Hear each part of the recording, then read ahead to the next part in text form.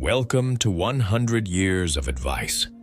Tell me, friends, when you talk to your children, daughters-in-law, or younger colleagues, have you ever closely observed their expressions? Do their eyes seem to lose focus? Or do they secretly glance at their watches while listening to you? If so, today's story will be a bitter but necessary pill for you. We often think we get wiser as we age, but to the younger generation, we might just appear as talkative, preachy old people. Today, I will give you some hard-hitting advice on the habit you must abandon to be a respected elder, the attitude of trying to teach everyone. Imagine the dinner table at a holiday or family gathering. As soon as the father picks up his spoon, he starts a long speech. Politics are like this.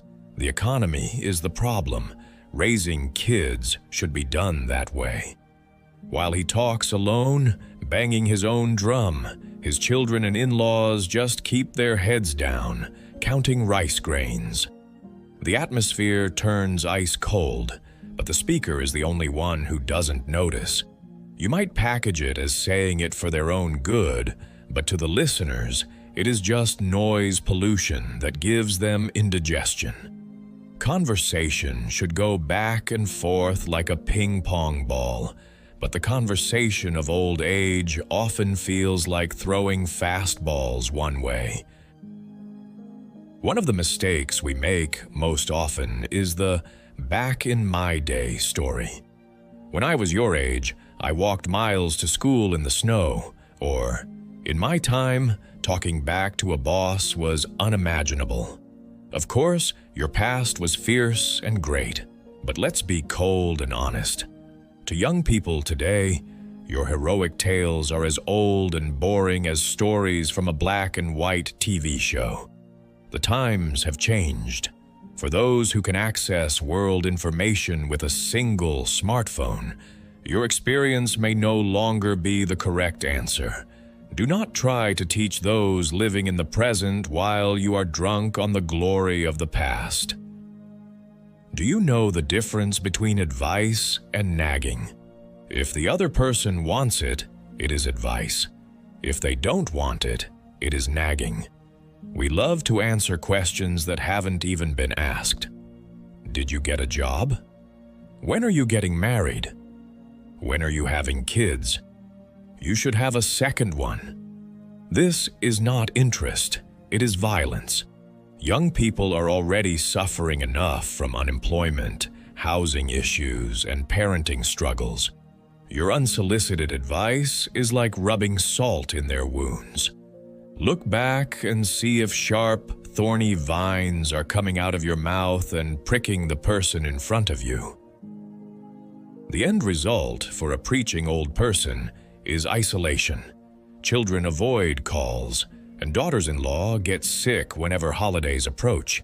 Even at alumni reunions, the seat next to the friend who only brags about himself is empty. People might smile and nod outwardly, saying yes, yes, but behind your back, they click their tongues, thinking, "There he goes again." The most miserable thing in old age is not having no money, but having no one to talk to. Your mouth is locking you in a prison of loneliness. We must admit it. Our experience is like an old map. In the past, that map might have led to Treasure Island, but in today's world, the terrain itself has changed. In an era where navigation apps and AI find the way, it is foolish to hold out an old paper map and insist, "Go this way." Humbly accept that the world you experienced is not everything, and that your way is not the only answer. Ignorance is not a sin, but forcing outdated knowledge as truth is a sin. So, what should we do to become respected elders? The first code of conduct is to keep your mouth shut. Silence is golden. Even if words rise to your throat, swallow them. Even if you think, "This isn't right," hold it in for now. Your silence is not indifference, but an expression of trust, believing in and watching over the other person. Dignity comes from firmly sealed lips. The second code is to open your wallet. There is a saying that goes, "Shut your mouth and open your wallet." This is an eternal truth. Instead of lecturing, treat them to a delicious meal. Instead of nagging, hand them a pocket money envelope. One act of giving moves a person's heart more than 100 words.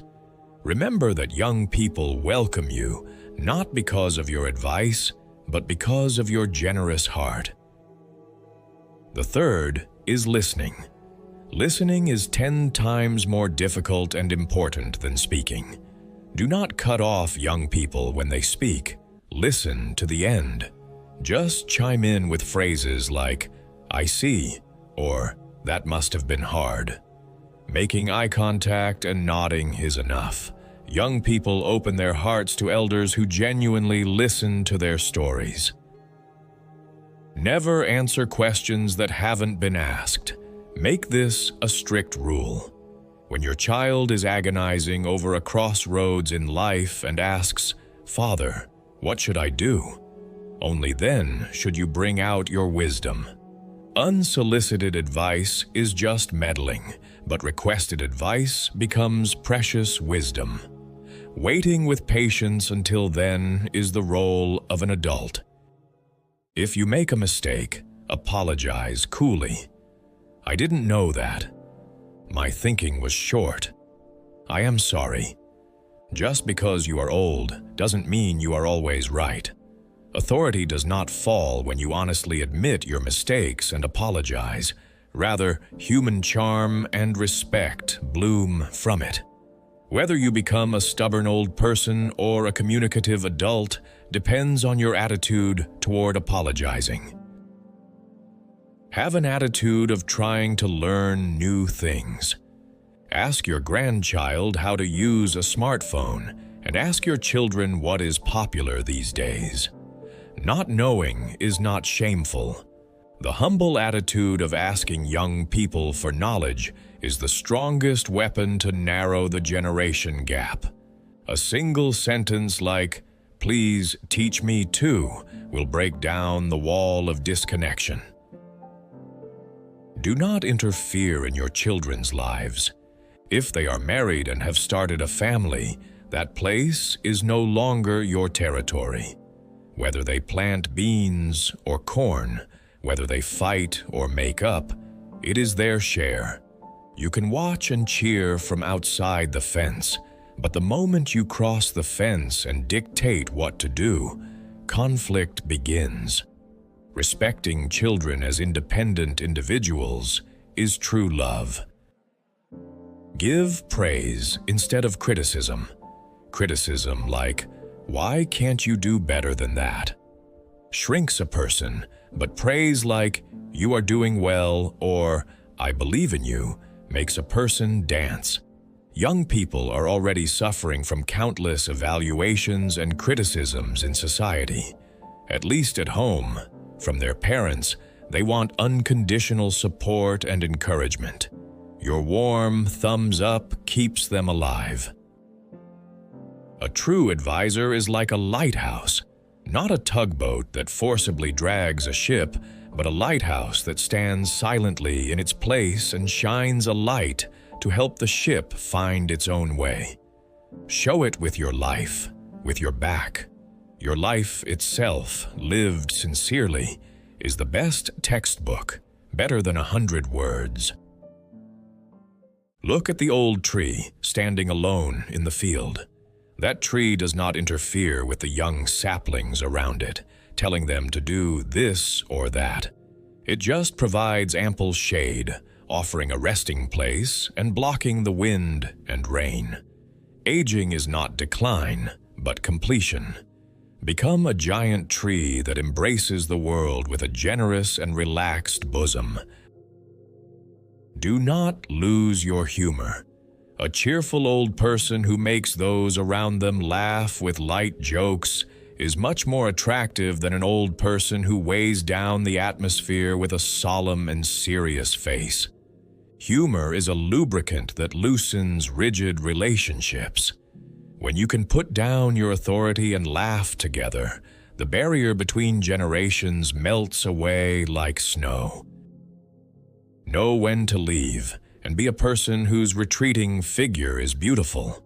When a gathering is coming to an end, do not stay cluelessly. Instead, say, "I'll get going first. You guys have fun. Pay the bill and leave coolly. Praise for you will remain in that empty seat. Do not leave when people applaud. Leave so that you may be applauded." Respect is not gained by forcing it. You don't get treated well just because you shout for people to respect your age. When you close your mouth, open your ears, open your wallet, and open your heart, respect will naturally be placed on your head like a crown. Dear friends, please do not try to teach young people. They are pioneers living in a new world we have never experienced. Believe in them, watch over them, and support them. That is the dignity and duty of an adult living in this era. This was 100 years of advice.